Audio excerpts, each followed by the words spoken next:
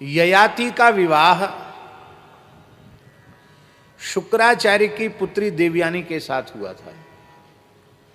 ययाति चंद्रवंशी नरेश थे और शुक्राचार्य जी भृगु जी के खानदान में हैं, ब्राह्मण हैं। ब्राह्मण की कन्या क्षत्रिय से क्यों विवाही गई? सांकर्य दो प्रकार का होता है, वर्ण संकरता दो प्रकार की होती है, एक अनुलोम सांकर्य और एक विलोम सांकर्य। अनुलोम सांकर्य में पिता उत्तम जाति का है और उसकी जो पत्नी है वो उससे हीन जाति की है। ये तो हुआ अनुलोम सांकर्य, अनुलोम वर्ण संकरता। विलोम में माता उच्च वर्ण की है और पिता उससे छोटे वर्ण का है, ये हुआ विलोम सांकर्य।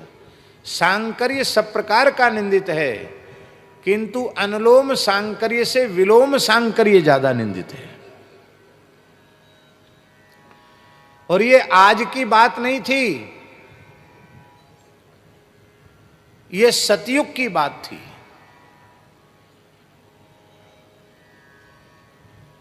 सतयुग में इतना बड़ा अधर्म कैसे हो गया?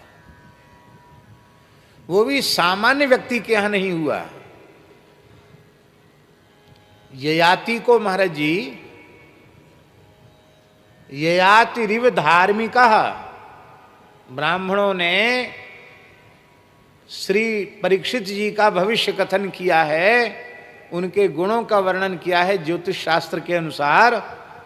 तो ब्राह्मणों ने कहा है युधिष्ठिर से, हे युधिष्ठिर, ये तुम्हारा कुल दीपक परीक्षित ययाति के समान धर्मात्मा होगा। ययाति परम धर्मनिष्ठ थे, धर्माचरण में उनकी बड़ी भारी श्रद्धा थी। ययाति की धर्मशीलता को ठीक से समझना हो तब पद्म पुराण में ययाति की धर्मशीलता के प्रकरण को पढ़ना चाहिए।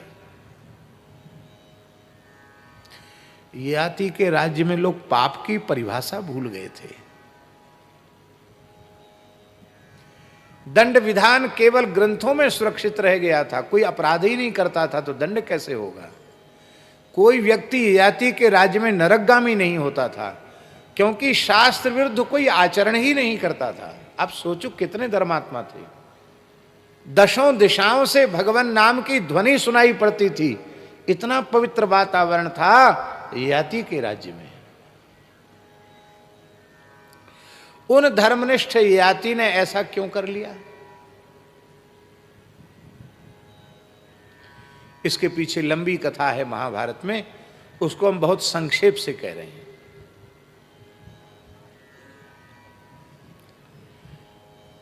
देवगुरु बृहस्पति, उनके पुत्र का नाम था कच। कच बड़े जितेंद्रिय थे, बड़े धर्मशील थे। एक बार देवताओं ने गुरुपुत्र कच के चरणों में जाकर प्रणाम किया और बड़ी दीन भाव से प्रार्थना की, हे गुरुपुत्र, हम देवताओं को तुम विपत्ति के समुद्र से उबार लो। कहा क्या बात है?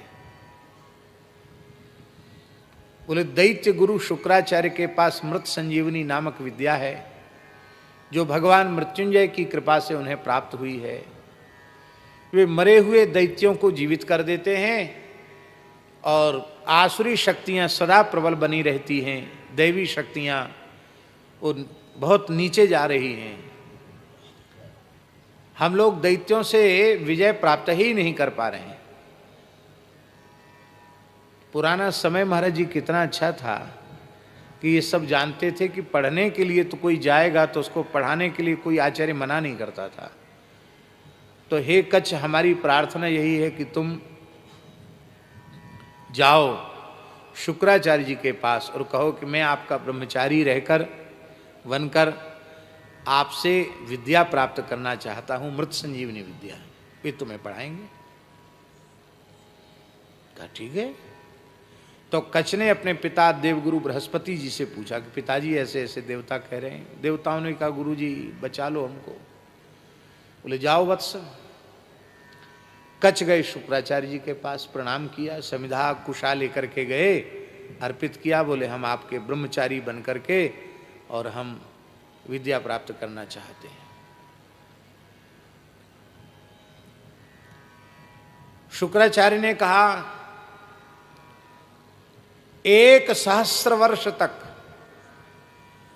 मनवाणी क्रिया से अखंड ब्रह्मचर्य का पालन करते हुए, अग्नि की, गुरु की और वेदों की उपासना करते हुए और गायों की उपासना करते हुए तुम मेरे निकट निवास करो।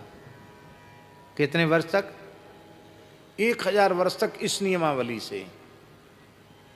और उस 1,000 वर्ष में यदि तुम्हारे व्यवहार में, क्रियाकलाप में कोई भी त्रुटि हुई तो फिर तुमको निष्कासित कर दिया जाए, फिर विद्या नहीं दी जाएगी, तब तक रहो।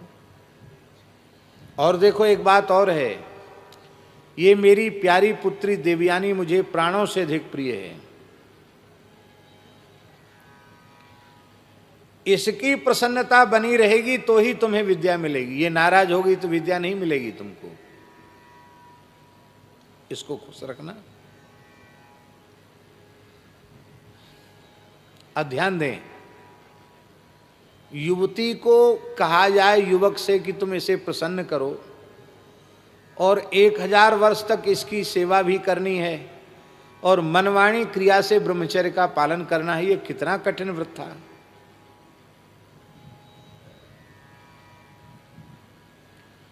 पर धन्य है बृहस्पति के पुत्र ब्रह्मर्षि कच्छ को कि जिन्होंने 1,000 वर्ष का व्रत पूर्ण कर लिया। वे देवयानी को प्रसन्न करने के लिए नाचते गाते भी थे। वो कहती कि हमको फूलों का श्रृंगार बनाओ तो फूलों का श्रृंगार बनाते हैं। वो कहती नाच के दिखाओ तो नाचने लग जाते हैं। जो भी सेवा की बात कहती सारी सेवा करते हैं। 1,000 वर्ष में गुरुपुत्री देवयानी भी बड़ी प्रसन्न हो गई और गुरु महाराज भी प्रसन्न हो गए। बोले कच्छ तुम परम जितेंद्रिय हो, मैं प्रसन्न हूँ तुम्हारे संयम, सदाचार, ब्रह्मचर्य पालन से, सेवा से संतुष्ट हूँ। और देवयानी ने कहा पिताजी अब तो इसको मृत संजीवनी दे ही दीजिए। तो शुभ मुहूर्त में आचमन प्राणायाम पूर्वक महर्षि ने उन्हें मृत संजीवनी दे दी और कहा कि अभी तुम जा नहीं सकते हो, कुछ काल तुम्हें सेवा करनी है। ऐसा नहीं कि तुमको विद्या मिल गई तो तुम चले जाओ। जो आ गया गुरु, जब आप कहेंगे गुरु जी तभी जाएंगे। सेवा करने लगे।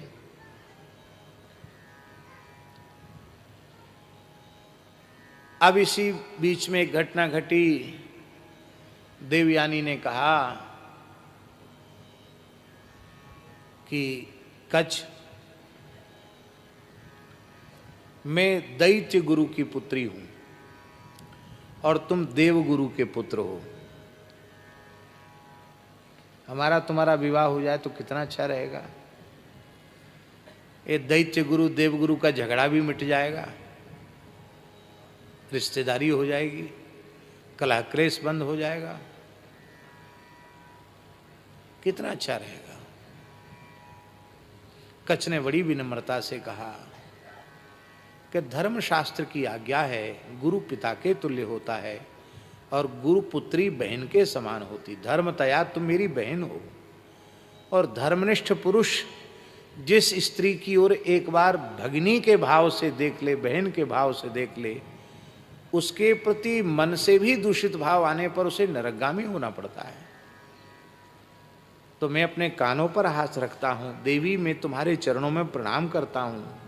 न जाने कितने वर्षों से मैं बहन के रूप में तुम्हारे चरणों में प्रणाम कर रहा हूँ, फिर मैं तुम्हें पत्नी रूप में स्वीकार करूँ, ये कितना बड़ा पाप होगा।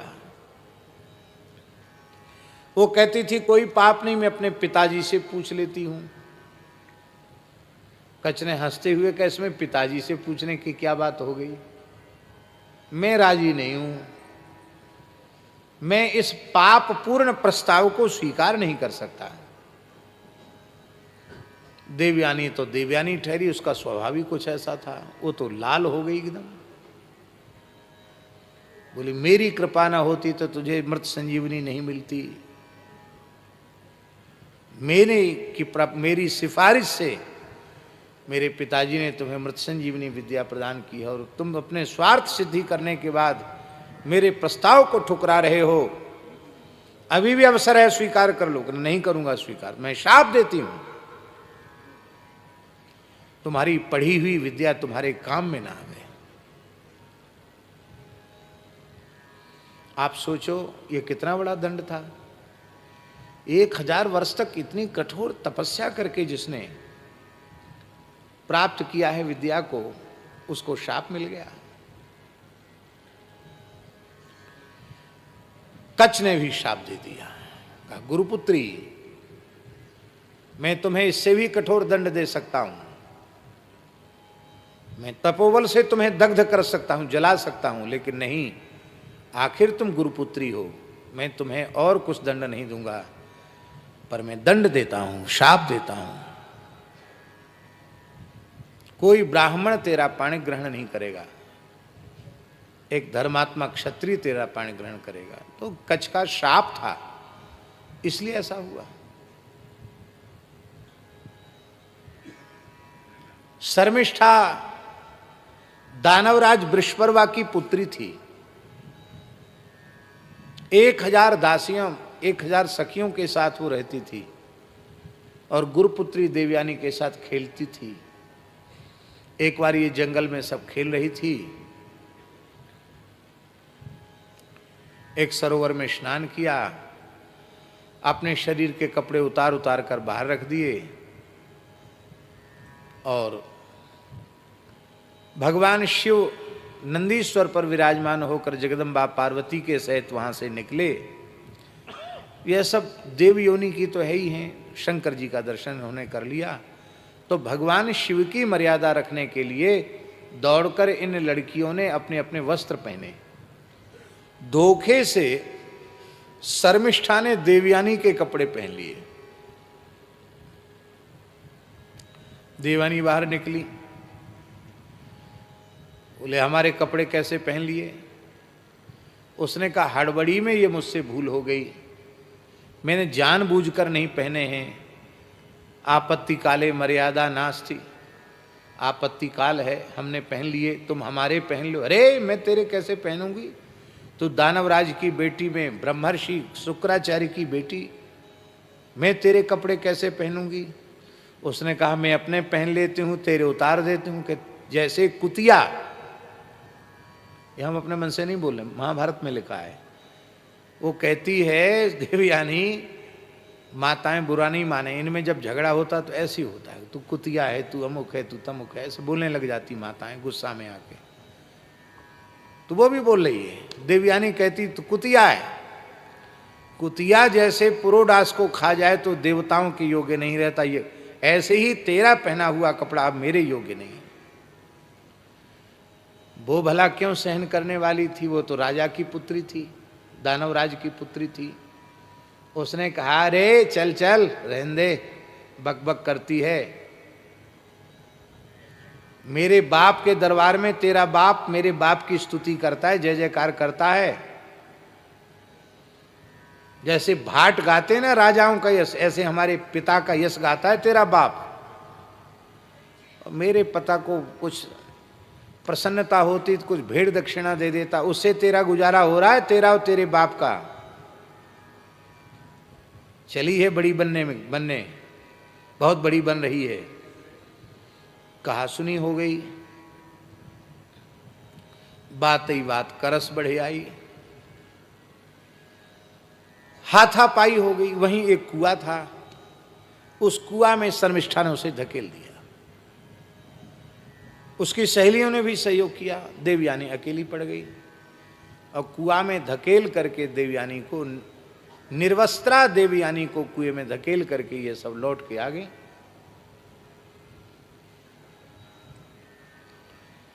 देवयानी लौट के शुक्राचार्य के निकट नहीं पहुंची।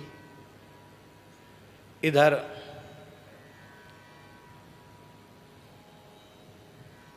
परम धर्मनिष्ठ महाराज ययाति मृगयार्थ जंगल में आए थे।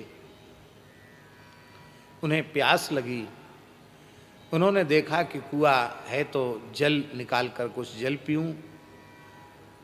तो उन्होंने झांक कर देखा तो अरे बड़ा आश्चर्य है, अपने शरीर की कांति से पूरे कुएं को जगमगाने वाली एक अपूर्व सुंदरी कन्या, जिसका शरीर केसर के वर्ण के जैसा है, ऐसी एक कन्या कुएं में हाथ पैर हिला रही है। कई घंटे हो गए थे हाथ पैर हिलाते हिलाते, तैरते हुए। तो इस कन्या को मुझे निकालना चाहिए। आपने अपना दुपट्टा नीचे किया, दुपट्टे से खींचा, फिर हाथ पकड़कर उसको बाहर निकाला। देवयानी ने कहा कि आज के पहले किसी भी पुरुष ने मेरा हाथ नहीं पकड़ा है, आज पहली बार तुमने मेरा हाथ पकड़ा है, इसलिए अब तुम ही मेरे पति हो। मैंने तुम्हारा पति रूप में वर्ण कर लिया। ययाति की धर्मशीलता देखिए महाराज जी। देवयानी उस समय की पृथ्वी की श्रेष्ठतम सुंदरियों में से थी। पृथ्वी की, इस धरती की श्रेष्ठतम सुंदरियों में से थी देवयानी। और ऐसी देवयानी, उस देवयानी को इस अवस्था में देखकर भी परम धर्मात्मा ययाति के मन में विकार उत्पन्न नहीं हुआ। एकांत अवसर हो, इस अवस्था में किसी विकारी पुरुष के चित्त में कैसे विकार नहीं जगेगा। पर इतना सुनते ही उन्होंने कान पर हाथ रख लिया और उन्होंने कहा, देवी, ऐसे किसी विपत्ति में पड़ी हुई स्त्री का कोई हाथ पकड़ ले तो हाथ पकड़ने मात्र से वह पति नहीं होता। कोई आग में जल रही है और जलती हुई आग में से कोई किसी कन्या को, स्त्री को हाथ पकड़ के निकाल दे तो क्या हाथ पकड़ने से उसका पति हो गया? जल में डूब रही है, डूबती हुई को निकाल ले तो क्या हाथ पकड़ने से पति हो जाएगा? अरे हाथ पकड़ने की एक शास्त्रीय विधि है। मंडप के नीचे वैदिक पद्धति से जब कन्यादान होता है, हाथ में हाथ दिया जाता है, तब होता है। तुम पहले अपना परिचय दो। मैं दैत्य गुरु शुक्राचार्य की पुत्री देवयानी हूं। याति का तब तो बिल्कुल संभव नहीं है, मैं क्षत्रिय हूं, तुम ब्राह्मण कन्या हो। कहा नहीं, मुझे देवगुरु बृहस्पति के पुत्र का शाप है, आप ही मेरे पति हैं। याति ने कहा फिर भी मैं स्वीकार नहीं कर सकता। क्यों? क्योंकि क्षत्रिय कन्या स्वयंवरा हो सकती है, ब्राह्मण कन्या नहीं। तुम अपने पिता से पूछो, अन्यथा तुम्हारे पिता मुझे शाप से जला डालेंगे। देवयानी ने अपने पिता को कहा।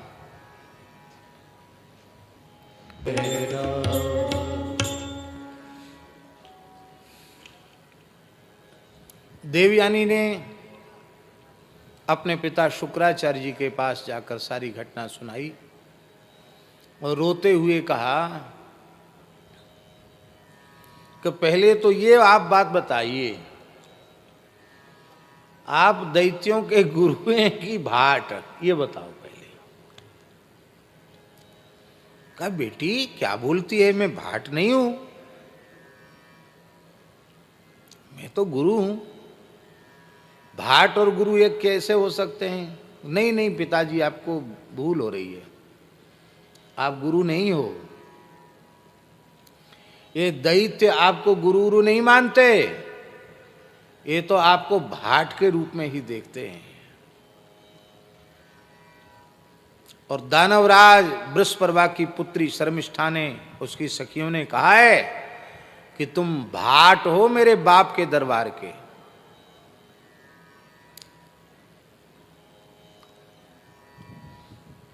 शुक्राचार्य जी बड़े दुखी हो गए।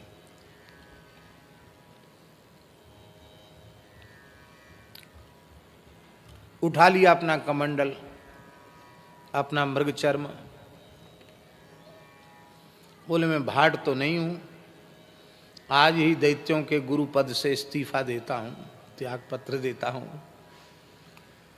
चलो बेटी, सब छोड़ दो यहीं, इन दानवों ने जो सुख सुविधा दे रखी सब छोड़ दो यहीं, सब छोड़ के चल पड़ी। इसको कहते त्याग। दानवराज बृहस्पति को पता चला, दौड़ा हुआ आया, चरणों में पड़ गया। बोले गुरुजी क्यों जा रहे हो? बोले मैं नहीं रह सकता। का बच्चों की लड़ाई है, बड़ों को इतना उसको गंभीरता से नहीं लेना चाहिए। बच्चे आपस में लड़ झगड़ लेते हैं, कोई बात नहीं है, आप हमारा त्याग न करें।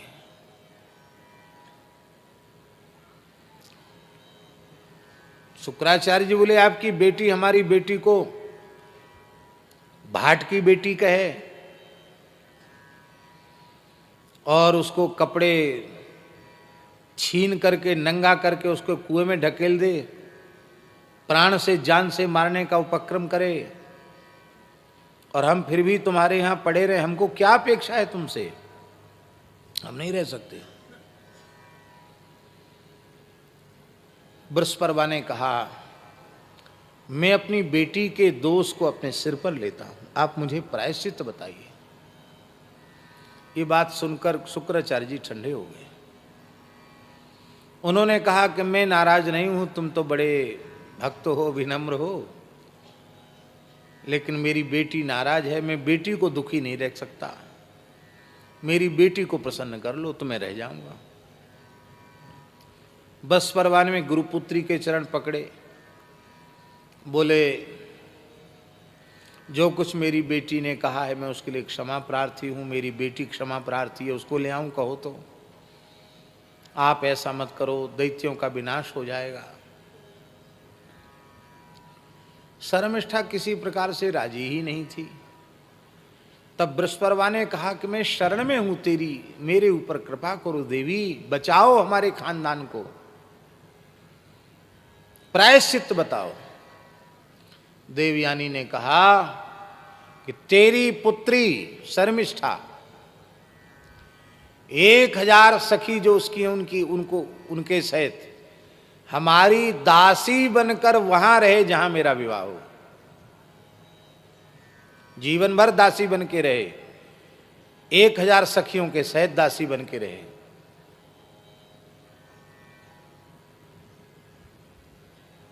दानवराज बृहस्पति का मुख सूख गया। कमल लोचना पद्मगंधा परम सुंदरी अपनी बेटी शर्मिष्ठा को लिए मैं ऐसा कैसे कर सकता हूं? लेकिन धन्य है, शर्मिष्ठा बड़ी अद्भुत थी। शर्मिष्ठा ने अपने पिता को प्रणाम करके कहा, पिताजी,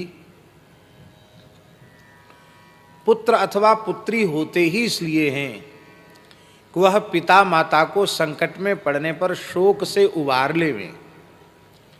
यदि मैं आपको शोक से नहीं उबार सकती हूं तो मैं पुत्री कहलाने की अधिकारिणी नहीं हूं। मैं अपना प्राण देकर भी आपके शोक का निवारण करूंगी, और मुझे कोई इतराज नहीं है। ये ब्राह्मण पुत्री है, मैं क्षत्रिय हूं, क्षत्रिय को ब्राह्मण की सेवा करनी चाहिए। मैं जीवन पर्यंत दासी बनकर सेवा करने के लिए तैयार हूं, 1000 सखियों के साथ। आप दानवों के कुल को बचा लीजिए।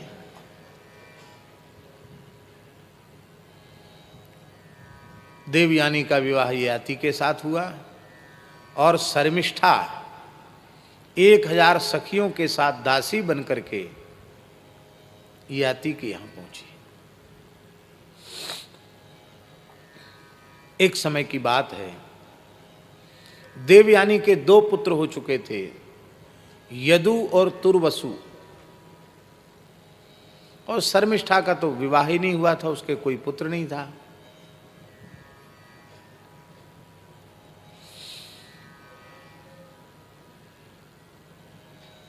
एक दिन की बात है, शर्मिष्ठा ऋतु स्नान के पश्चात पवित्र होकर के बगीचे में जहां उसको निवास दिया गया था वहां वह थी, और महाराज याति वहां पधारे तो शर्मिष्ठा ने रोते हुए कहा, हे राजन,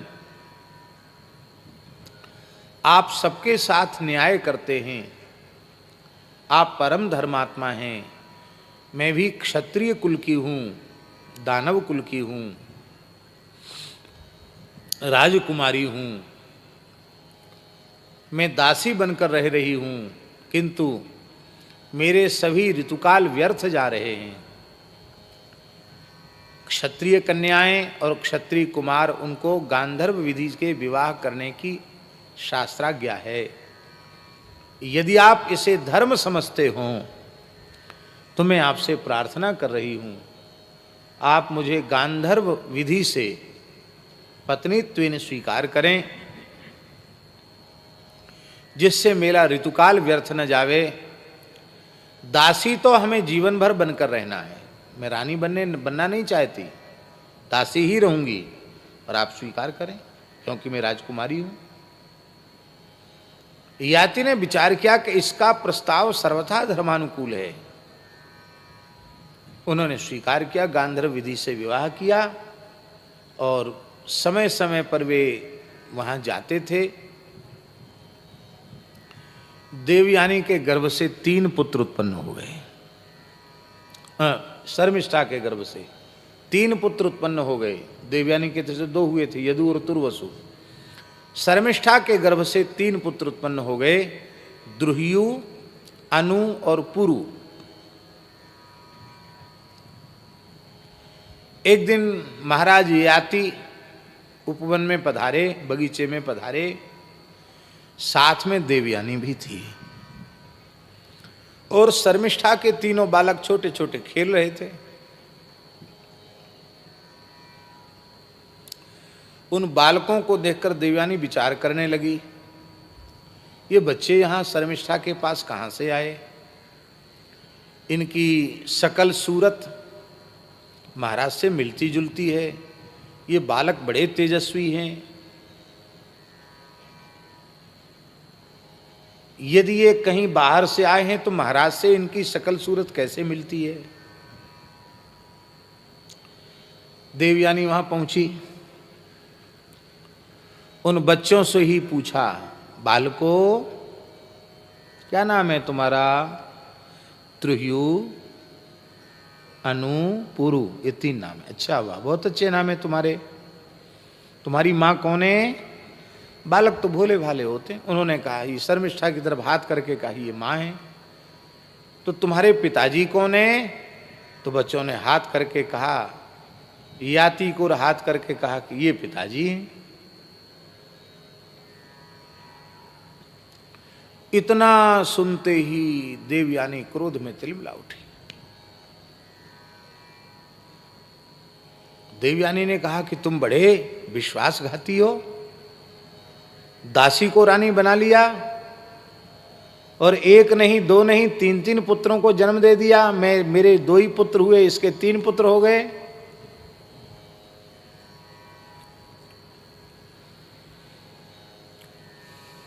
अब मैं नहीं रहूंगी तुम्हारे पास, मैं पिता के पास चली जाऊंगी।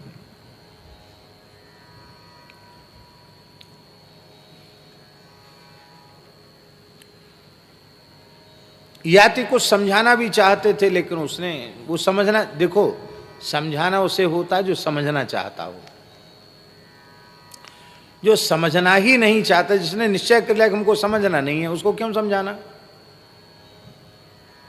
इसलिए महाराज जी, समझाना भी उसे ही चाहिए जो समझने की इच्छा रखता हो। इच्छा नहीं रखता हो तो फिर अपनी वाणी को व्यर्थ नहीं करना चाहिए। भैया तेरी जो इच्छा सो तू कर। याति समझ गए कि ये समझाने से भी समझने वाली नहीं है, पर हमें भय इस बात का नहीं है कि नाराज होके जा रही है, इस बात का भय है इसके पिता शुक्राचार्य क्रुद्ध होकर कहीं मुझे और मेरी प्रजा को श्राप न दे दें।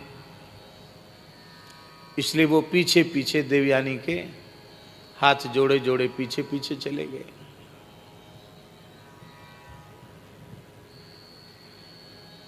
पहुंच गए वहां। इधर देवयानी पहुंच गई थी अपने पिता के पास, रोते हुए कहा कि मेरे भाग्य में तो पता नहीं क्या लिखा है, बचपन में ये घटना घटी और शर्मिष्ठा जो दासी थी वो महारानी बन गई वहां, उसके 3 लड़के हो गए, हमारे 2 ही लड़के हुए। पिता ने देखा बेटी बहुत फूट फूट कर रो रही है। शुक्राचार्य जी ने शाप दे दिया, जिस तेरे पति याति ने तेरे साथ छल किया है, विश्वासघात किया है, वो तत्काल वृद्ध हो जाए, उसकी युवावस्था ही नष्ट हो जाए। शुक्राचार्य के कहते ही याति वृद्ध हो गए, कमर झुक गई, दांत सब बाहर निकल गए, शरीर पर झुर्रियां पड़ गईं, बाल पक गए, लाठी पकड़नी पड़ी उनको चलने के लिए, इतने वृद्ध हो गए तत्काल। जो परम सुंदर थे वो ऐसी अवस्था में चले गए। बोले महाराज एक बात मैं आपसे पूछूं, आपने हमको बुढ़ा बना दिया, कोई बात नहीं, और एक बात मैं आपसे पूछ सकता हूं। पूछो। कि ये शाप जो आपने मुझे दिया कि तू बुढ़ा हो जा, इससे आपका क्या भला हो गया, प्रजा का क्या भला हो गया, मेरा क्या भला हो गया, और आपकी पुत्री का क्या भला हो गया।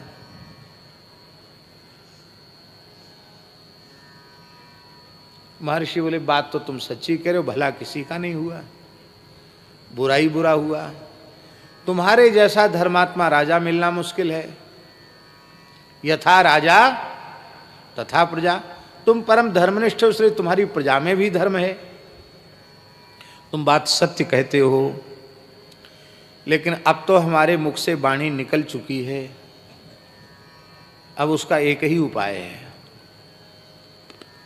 कि तुम को हम यह अधिकार देते हैं कि तुम अपने पुत्रों में से किसी एक पुत्र से उसकी युवावस्था मांग लो और अपनी वृद्धावस्था उसे दे दो।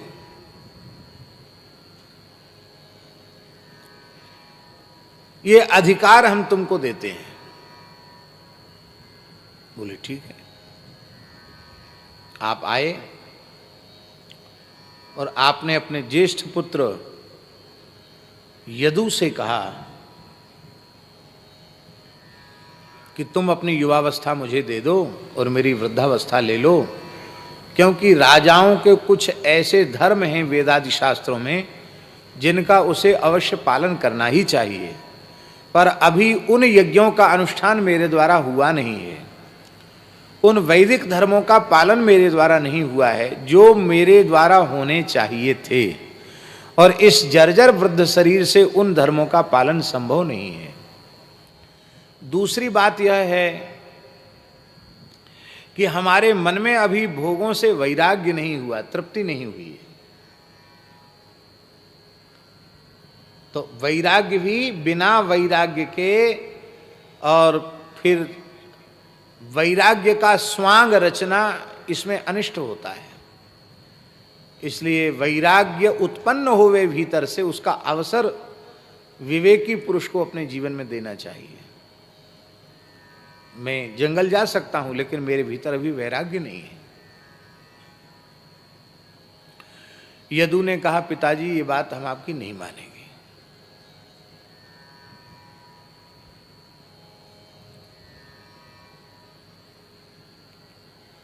क्रुद्ध हो गए, बोले तू मेरा ज्येष्ठ पुत्र है लेकिन मैं तुम्हें राज्याधिकार से वंचित करता हूं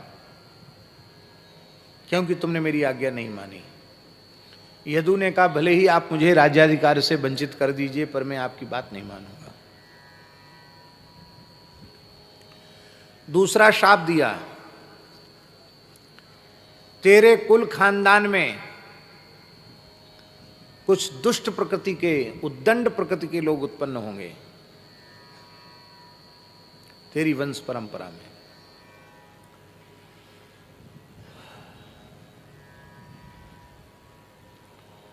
तुर्वसु को भी शाप दे दिया, आगे चलकर तेरे वंश में म्लेच्छ उत्पन्न होने लग जाएंगे। द्रुह्यु अनु, उन्होंने भी मना कर दिया, उनको भी शाप दे दिया याति ने। अंत में सबसे छोटे पुरु थे, उन्होंने कहा उत्तमश्चिंतितं कुर्यात् प्रोक्तकारी तो मध्यमः अधमो श्रद्धया कुर्यात् अकर्तो चरितं पितु। मैं आपकी आज्ञा का पालन करता हूं, क्योंकि उत्तम पुत्र का लक्षण है पिता के रुख को देखकर उनकी आज्ञा का पालन करे। यदु ने क्यों स्वीकार नहीं किया? अन्य पुत्रों ने इसलिए स्वीकार नहीं किया कि तुम हमारी ही युवावस्था लेकर हमारी माता का भोग करोगे तो मुझे दोष लगेगा, इसलिए उन्होंने स्वीकार नहीं किया।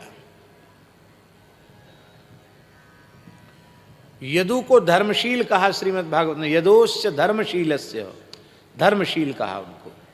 धर्म ही है स्वभाव जिनका, इसीलिए इसी वंश में आगे चलकर ययाति के ही शाप से हय वंशी क्षत्रिय उत्पन्न हुए, जो बड़े दुष्ट हुए, जिनके ब्राह्मणों के विरोध के कारण भगवान परशुराम का अवतार हुआ और हय वंशी क्षत्रियों का उन्होंने संहार किया, कार्तवीर्य अर्जुन की भुजाओं को काटा। ये सब चरित्र महाभारत में विस्तार से है। तो पुरु ने, इसी पुरु वंश में कौरव पांडव उत्पन्न हुए, भीष्म पितामह आदि इसी पुरु वंश में उत्पन्न हुए। तो तनय जजाति ही जौवन दयु पितु आज्ञा अघ अजस न भयु। पिता की आज्ञा से न उनको पाप लगा और न ही उनका अपयश हुआ। इसलिए हे भरत अनुचित